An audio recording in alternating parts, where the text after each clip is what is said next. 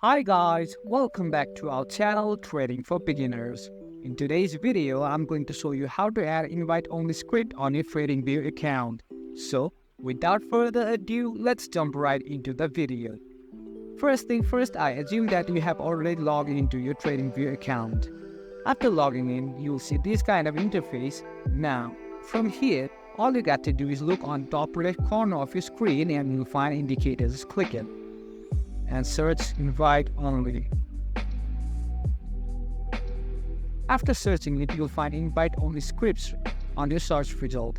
Just click any one of them, click on contact author. You'll be redirected to another page.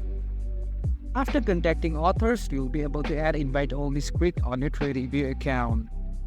That's it for today guys. If you find this video helpful, then don't forget to give thumbs up, comments and feedbacks will be appreciated. Subscribe to our channel and don't forget to hit the bell icon so that I can come up with new videos like this. Until then, have a great time and thank you for watching.